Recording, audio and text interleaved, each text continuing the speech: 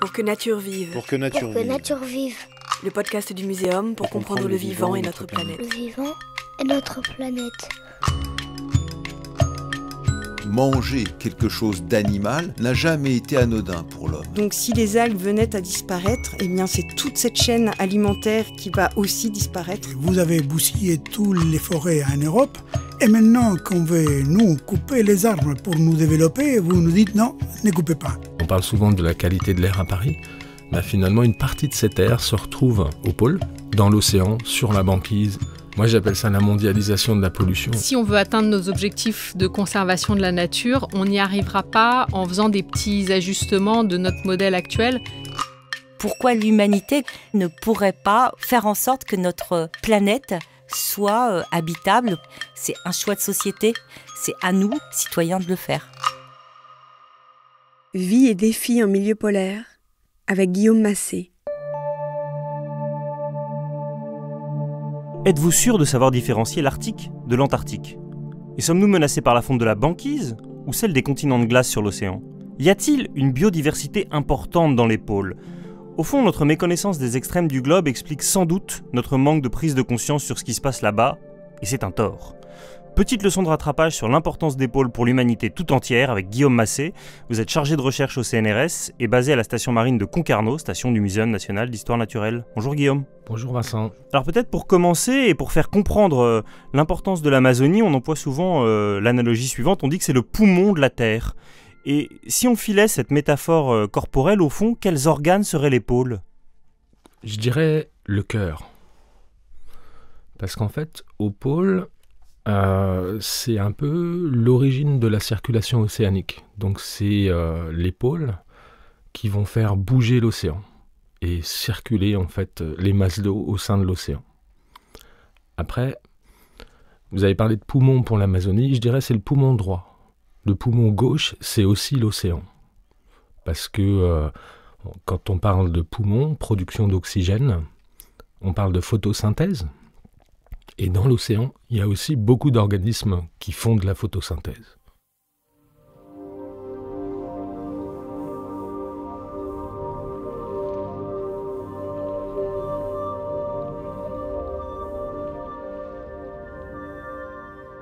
Ce qu'on entend évidemment, que ce soit poumon ou cœur, c'est qu'il s'agit d'organes vitaux.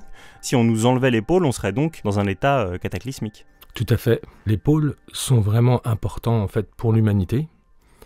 Et puis à réfléchir, à penser poumon, cœur, j'aurais tendance à dire, et là en parlant un peu pollution par exemple, que l'océan, c'est pas un rein. Pendant longtemps, on a considéré que l'océan c'était un puits sans fond, qu'on pouvait y déverser en fait tous nos déchets. Et de toute façon, c'est de manière ultime, c'est là que nos déchets arrivent. Mais finalement, il faut bien prendre conscience que l'océan, ça n'est pas le rein de la planète. Et donc, il faut arrêter de déverser des déchets, en fait, au sein de l'océan. Oui, parce qu'on ne peut pas l'enlever et espérer qu'une greffe nous sauvera miraculeusement. Je vais continuer le diagnostic médical avec vous, docteur Massé. La grande maladie du moment, c'est le réchauffement climatique. Et on le sait, ce réchauffement, il touche très inégalement les zones du globe. Un monde à plus 1,5 degré, comme on en parle beaucoup ces derniers temps, c'est une donnée globale et ça ne veut pas dire qu'il fera plus 1,5 degré de manière équitable partout dans le monde. Or, on le sait, l'augmentation, elle sera plus forte dans certaines zones et moins forte dans d'autres. Pour les pôles, qu'en est-il et qu'est-ce que ça va changer? 1,5 degré, donc qui est un peu la limite qu'on s'est fixée ou que le GIEC a fixée pour un monde qui soit économiquement viable et puis vivable pour nous. 1,5 degré à Paris, et finalement ça risque d'être 7-8 degrés à Reykjavik ou à Nuuk, par exemple au Groenland. Alors c'est un phénomène qu'on appelle l'amplification polaire. C'est-à-dire qu'avec cette circulation océanique, il y a beaucoup de chaleur qui est présente aux tropiques, par exemple, ou à l'équateur, qui est redirigée vers les pôles. Donc toute cette chaleur arrive vers les pôles, donc que ce soit via la circulation océanique ou aussi la circulation atmosphérique, parce que les masses d'air bougent aussi et donc transportent beaucoup de chaleur vers l'océan. Alors cette chaleur a un impact par exemple sur la banquise, et pourtant la banquise, en plus d'être à la base de la circulation océanique, c'est aussi un régulateur du climat parce que la banquise c'est blanc. Ça reflète l'énergie solaire, on appelle ça l'albédo. Et donc si vous commencez à diminuer la couverture de banquise, vous allez réduire l'albédo. Et finalement, c'est un peu un effet cumulatif.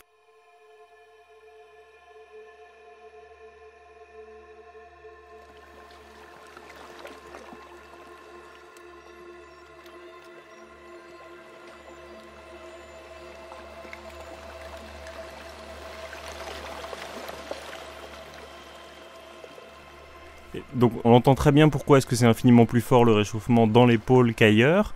Quand on sait qu'on nous dit qu'un réchauffement à plus 1,5 degré, ça peut être très grave, j'imagine qu'à plus 8 degrés, c'est catastrophique, mais concrètement, donnez-nous à voir vos craintes. En fait, c'est quelque chose qu'on ne maîtrise pas encore très très bien. Mais ce qui est clair, c'est que ce qu'on appelle le permafrost, ou le pergélisol en français, donc c'est le sol qui est en permanence gelé. Donc ce sol, c'est comme un grand congélateur. Et en fait, ce sol a tendance à se dégeler et la limite du pergélisol a tendance à monter vers le nord, donc vers le pôle. On va parler de l'Arctique. Et je pense que ça nous est tous arrivé quand on a un congélateur qui tombe en panne. On revient de vacances, de week-end, on arrive, et puis il y a une odeur insoutenable dans la maison ou dans l'appartement. Et en fait, c'est justement exactement ce qui peut se passer avec le pergélisol. C'est-à-dire que quand vous aviez l'intérieur de votre congélateur à moins 20 degrés, donc toute la vie était en suspens, et puis ce congélateur se réchauffe, et là, la vie reprend son cours. Et donc, toute la matière organique, donc dans le congélateur, la viande, dans le sol, les feuilles, la tourbe, la matière organique recommence à se faire dégrader. Et en fonction des conditions, vous avez émission à nouveau de CO2. Et quand c'est des zones qu'on appelle anoxiques, c'est-à-dire que quand il n'y a plus d'oxygène, certaines bactéries se mettent en route et produisent du méthane. Et le méthane est aussi un gaz à effet de serre qui est encore plus puissant en fait que le CO2. Les mécanismes globaux du réchauffement étant bien décrits, je vous propose de rentrer dans le détail. Ce réchauffement global, il va avoir quel impact pour la biodiversité des pôles, à la fois terrestres, mais surtout marines ? Alors moi, je m'intéresse à l'importance de la banquise pour les écosystèmes polaires. Donc je vous ai dit tout à l'heure, vous réchauffez, c'est comme un glaçon qui fond. Donc vous avez ce couvert de banquise qui diminue. Et en fait, ce qui se passe, c'est assez magique. Si vous regardez sous la banquise, c'est un petit peu comme si vous vous baladiez dans une prairie, mais à l'envers.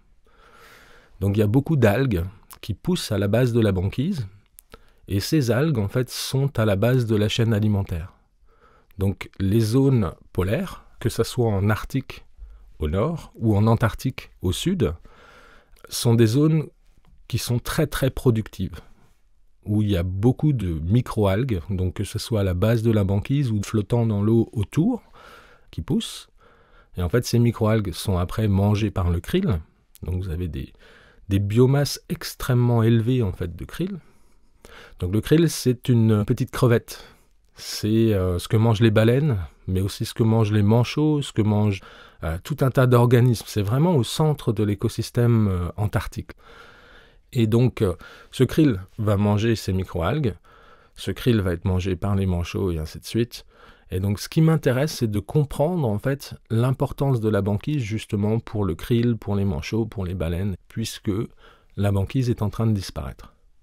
Alors, avant d'arriver à la disparition de la banquise, on est bien d'accord que très souvent le symbole pour montrer les périls qu'il y a dans les pôles, c'est ce fameux ours blanc sur un bout de glace qui rapetisse. Mais si en réalité on voulait avoir une image plus juste, il faudrait zoomer sur du krill.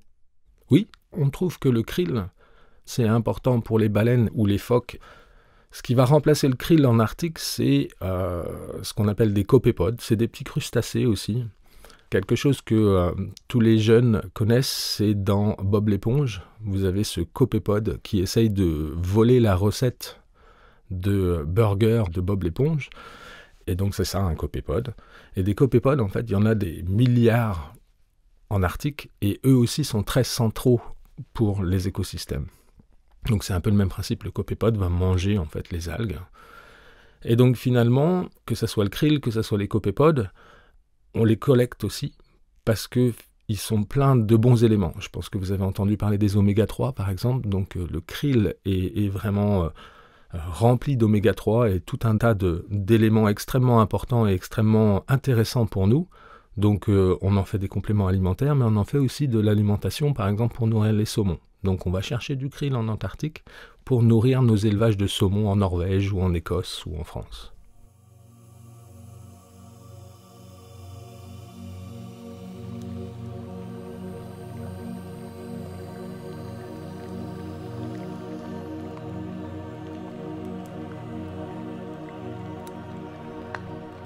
Alors voilà pour les périls moins connus. Allons vers le péril le plus célèbre quand on pense aux pôles, c'est la fonte des pôles et la montée du niveau des océans. Comme vous aimez les analogies, est-ce que vous pouvez, à l'aide d'un verre de whisky, nous dire est-ce que c'est la fonte de la banquise ou celle des continents de glace qui nous menacent irrémédiablement?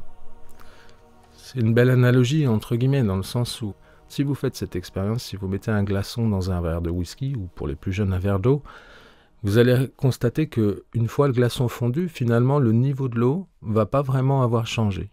Et ça, c'est ce qu'on appelle, en fait, la glace à poids équivalent à un volume beaucoup plus important. Donc, on a l'impression que ça va monter, mais non, ça ne va pas monter.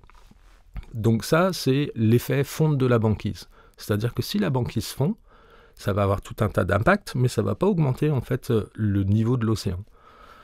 Par contre, ce qui est vraiment impactant, c'est quand vous commencez à fondre la glace qui est stockée sur les continents. Donc là, on parle de l'Inland 6 groenlandais, donc la glace continentale au niveau du Groenland, mais aussi, en fait, bien sûr, la glace qui est présente et stockée.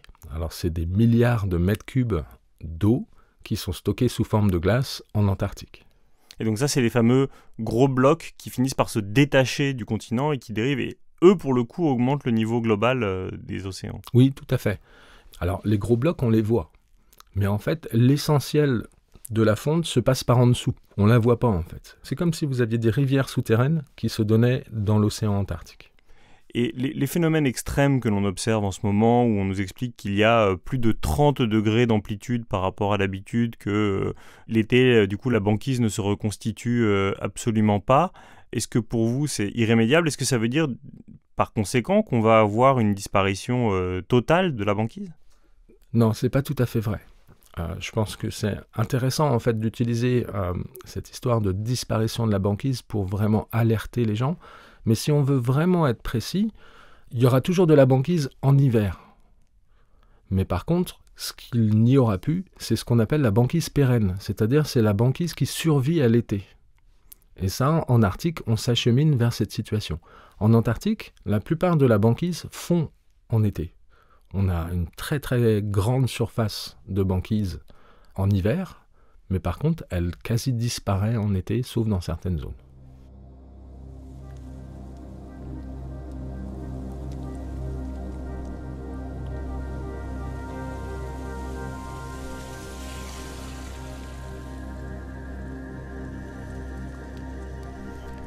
Comme on va revenir plus globalement sur les pôles et les océans, petite leçon de rattrapage à l'usage de celles et ceux qui nous écoutent. Est-ce que vous pouvez nous rappeler la différence entre l'Arctique et l'Antarctique, lequel est au nord et au sud?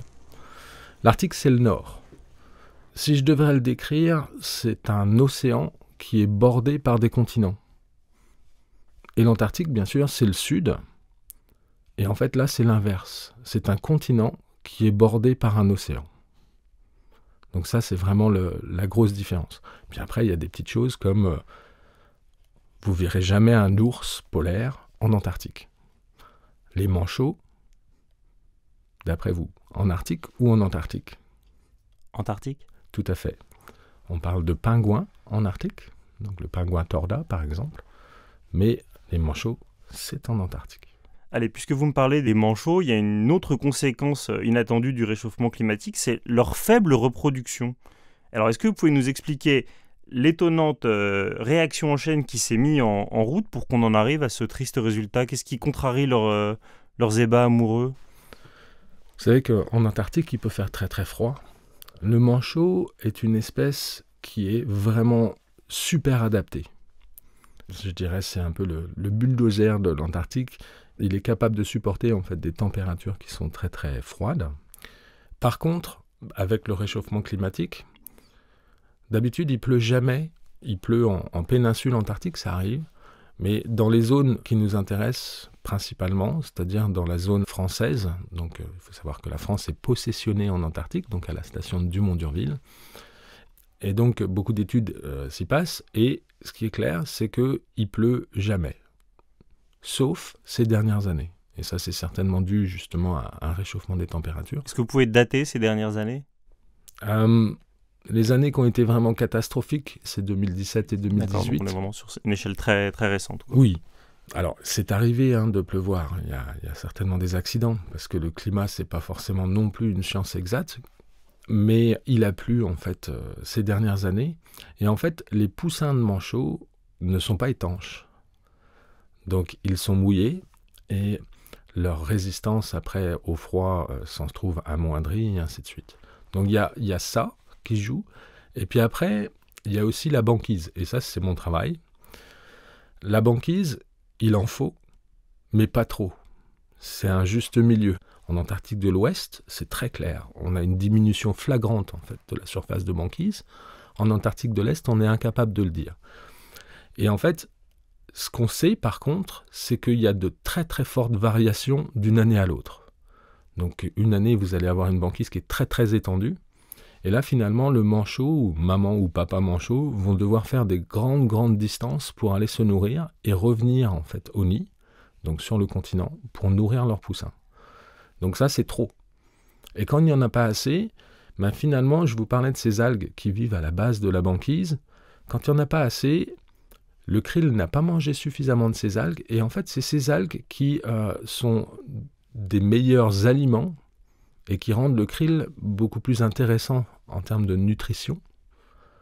Et donc finalement, ils vont aller pêcher du krill, il y en aura moins, et donc ils auront du mal à fournir une alimentation de qualité à leurs poussins aussi. Donc tout ça, ça joue en fait, que ce soit le climat directement, mais aussi la banquise indirectement.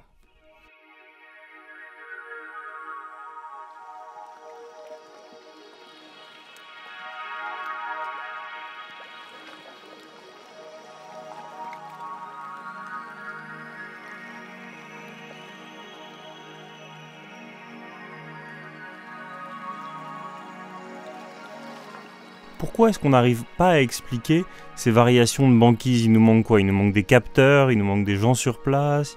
Une partie de la réponse, c'est que quand nous on va en Antarctique, c'est 10 jours de voyage.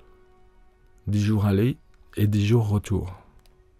Donc ça, en fait, c'est juste pour vous faire comprendre en fait, que c'est parmi les zones les plus reculées de la planète.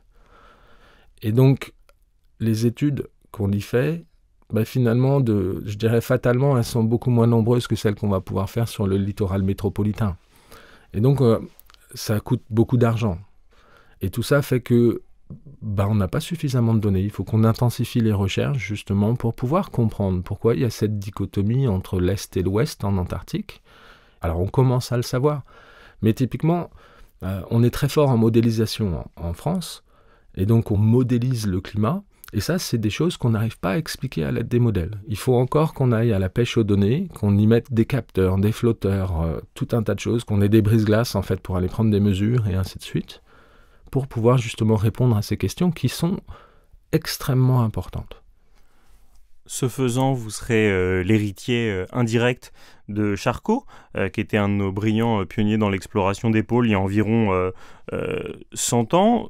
Quand Charcot faisait ses voyages, les effets du dérèglement climatique n'étaient pas visibles du tout, en tout cas pas à l'œil nu et pas de façon flagrante. À quoi peut servir le fait de retourner sur les traces de Charcot ? Est-ce que son voyage a eu un intérêt pour l'observateur scientifique que vous êtes aujourd'hui, et à quoi servirait un voyage en 2022 ? Alors j'aime bien le fait que vous ayez cité Jean-Baptiste Charcot.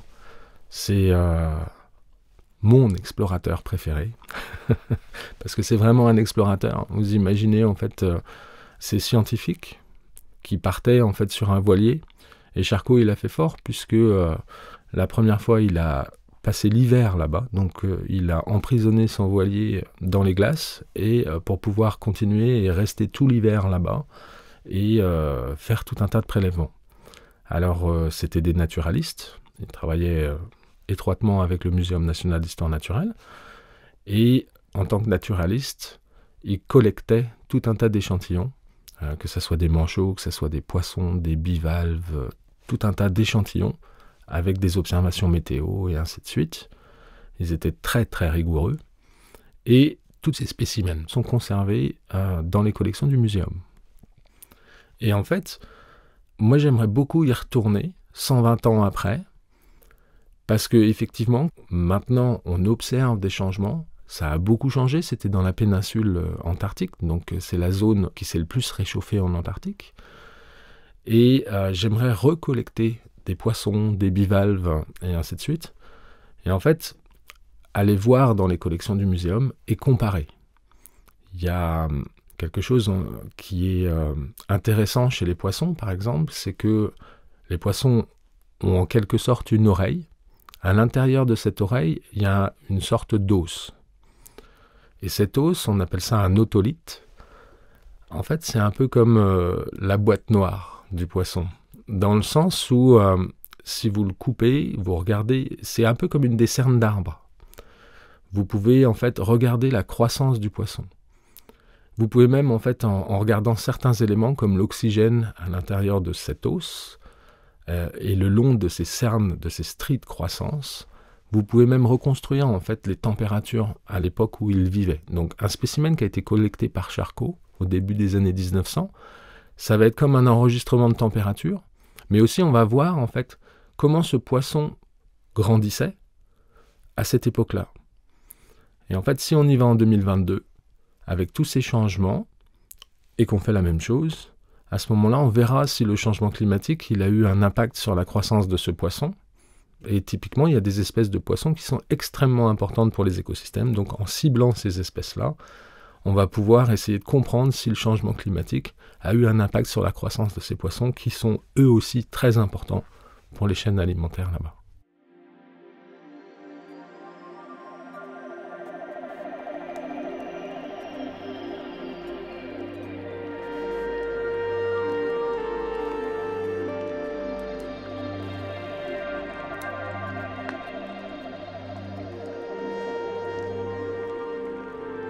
Comme vous êtes un scientifique très rigoureux, vous ne partez pas avec un a priori, vous ne savez pas d'ores et déjà si les poissons ont une croissance extrêmement forte ou si au contraire ils ont rapetissé, vous ne savez pas s'ils se sont disséminés, s'ils voyagent plus facilement que par le passé. Vous attendez d'être émerveillé par ce que vous allez voir, quoi.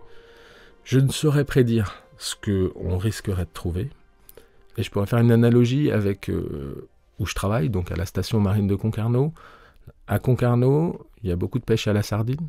Et à l'heure actuelle, les pêcheurs viennent nous voir et nous disent « Ah, je ne comprends pas, la sardine, elle est beaucoup plus petite qu'avant. » Ça nous pose un problème.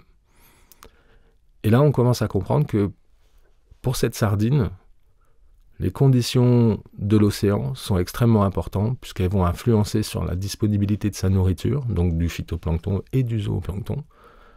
Et que la résultante, c'est que la sardine, elle est trop petite pour les pêcheurs. Et donc de la même manière, tout ce que vous évoquez depuis le début de l'épisode sur le krill et les coquillages de Bob l'éponge dont le nom m'échappe, leur raréfaction pourrait évidemment avoir eu un impact sur la croissance ou non des poissons. Oui, bien sûr. Et finalement, la pêche au krill pour aller nourrir de saumon, c'est pas notre seul lien avec les pôles sur le plan de l'alimentation ou de la ressource. Mais si on repart sur le climat, ce krill, comme c'est une petite espèce, il a beaucoup de prédateurs. Et en fait, la nuit, il remonte en surface. Le jour, il descend. Par contre, le jour, il va s'alimenter en algues. Ces algues, elles ont capté du CO2 pour leur croissance. Donc, c'est un puits de CO2. Elles vont capter le CO2 dans l'océan. Donc, ce CO2 va se dissoudre de l'atmosphère vers l'océan, va se transférer aux algues. Et en fait, le krill va manger ça. Le jour, le krill descend. Alors là, vous avez comme un ascenseur à CO2, on va dire. Puisque, après, quand le krill meurt, ou les fesses de ce krill sont dans l'eau, bah, ils vont descendre beaucoup plus rapidement. Donc c'est un peu là un ascenseur à CO2. Ça aussi, c'est un service auquel on ne pense pas, en fait. Et quand on va prélever du krill, eh ben, cet ascenseur, il marche moins bien.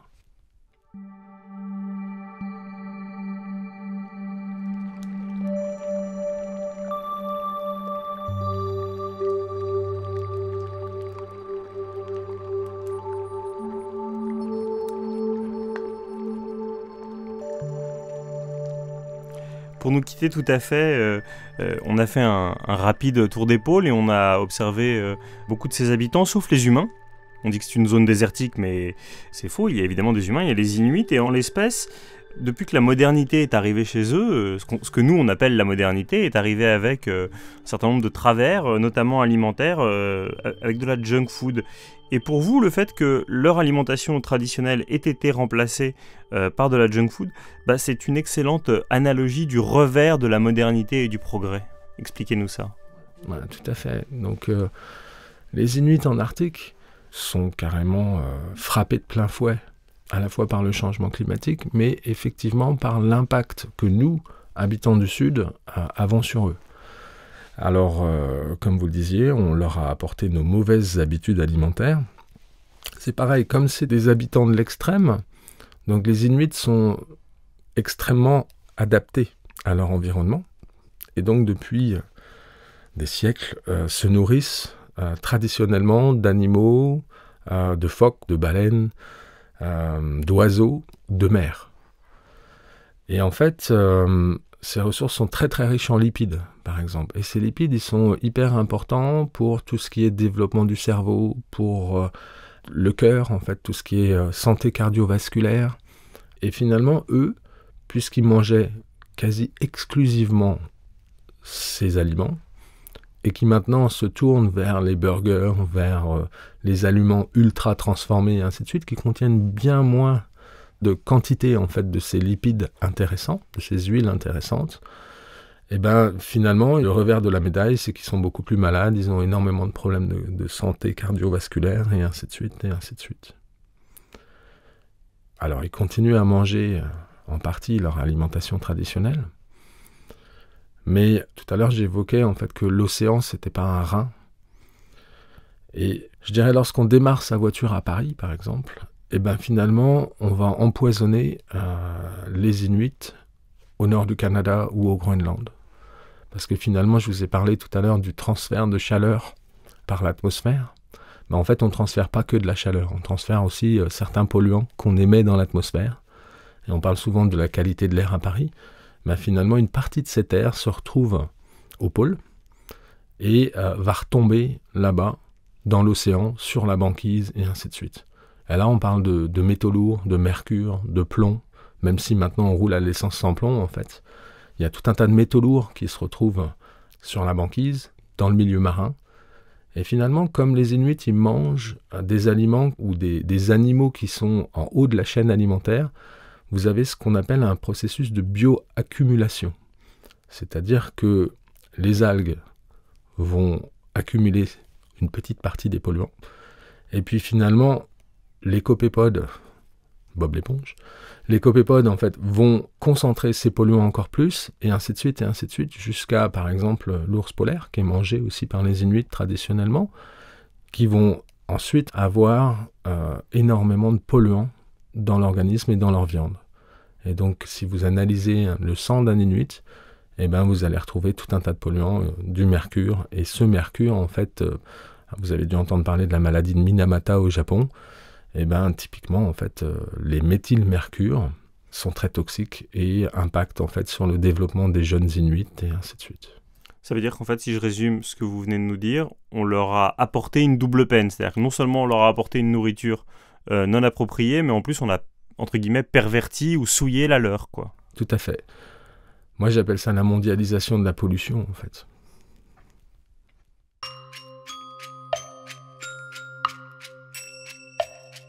Dans cet épisode, vous venez d'écouter Guillaume Massé, chargé de recherche au CNRS, chercheur au Muséum national d'histoire naturelle, interviewé par Vincent Hédin. Pour que nature vive.